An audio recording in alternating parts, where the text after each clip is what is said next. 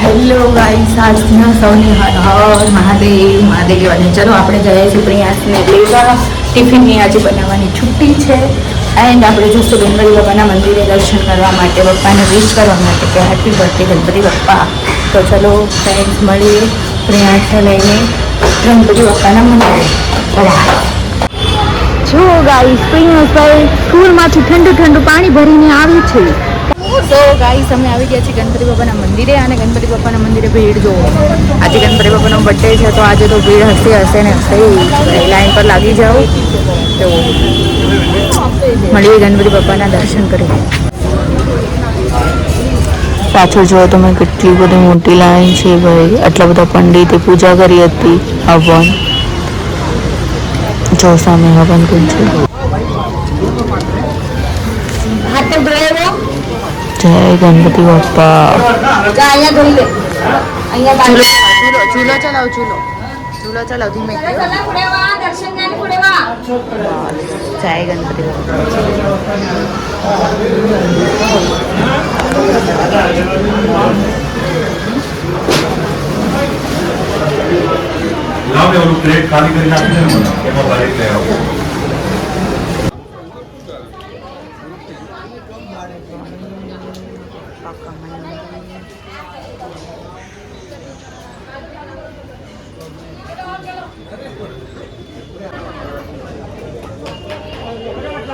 Happy birthday Ganpati બાપાનો પ્રસાદ. અને અમે ટિફિનમાં લઈ જઈએ છીએ જો, કારણ કે અમે બાઇક પર જઈએ છીએ, હાથમાં ન લઈ જઈ શકીએ ને એટલા માટે.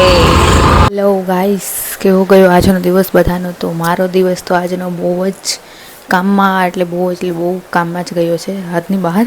આજે હું બહુ થાકી ગઈ છું. મારી કમર એટલી હદની બહાર દુખવા માંડી છે, કારણ કે મારા પાર્લરનું કામ આજ બહારનું બહુ વધારે હતું. એને પ્લસ થોડું ઘરનું કામ રેગ્યુલર જે હતું એ જ. અને એના પછી કાલે હું જે શાકભાજી લેવા ગયા હતા ત્યારે વટાણા 2 કિલો લઈને આવી હતી. તો કાલે તો મેં ફોલ્યા ન હતા, કારણ કે ચલો કાલે લેટ થઈ ગયું હતું, થાકી ગઈ હતી થોડી ઘણી. તો મેં કીધું ચાલો કાંઈ નહીં, કાલે ફોલી નાખશું. અને આજે તો ભાઈ ફોલવા પડે એમ જ હતા, કેમ કે ન ફોલે તો વટાણા બગડી જાત, ખરાબ થઈ જાત. જો હા, આટલા બધા વટાણા અત્યારે મેં 11 વાગ્યા, પોણા 11 થયા હતા. હા 11 વાગ્યા સમજો ને, ત્યારની ફોલવાનું ચાલુ કર્યા હતા, ત્યારે 12:30 થવા આવ્યા છે. તો ત્યાં સુધી 1.5 કલાકથી એક ધારી એકલી બેઠી વટાણા વીણું છું. અને આ લોકો જો દેખાય છે, દેખાતા નથી. તો એ બે સૂઈ ગયા છે મસ્ત. અને ભાઈ એક વાત મારે તમને પૂછવી છે કે જ્યારે તમે રાત્રે એકલા હો અને થોડો ઘણો ડર લાગતો હોય એન્ડ એ ટાઈમે તમને કઈ વાત યાદ આવે એ મને જરૂરથી કમેન્ટ કરીને કહેજો, કારણ કે મેં આજે સવારમાં બહુ જ ડેન્જર સપનું જોયું છે. કેટલા વાગે ખબર છે?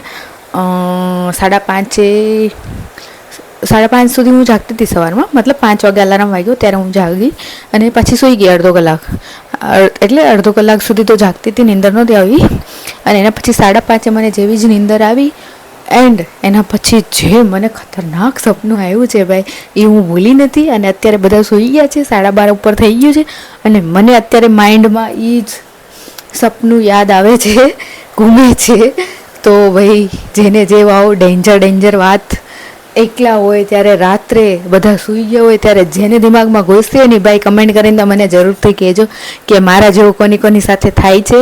તો ભાઈ ચલો આજના આપણે હર હર મહાદેવ અને સારા સપના જોવો. એન્ડ એકલા કોઈ દિવસ રાતે બહાર નહીં નીકળો ભાઈ.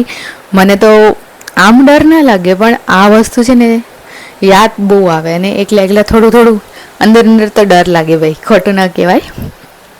તો ચલો આજના સૌને હર હર મહાદેવ, ધ્યાન રાખો અને બાય.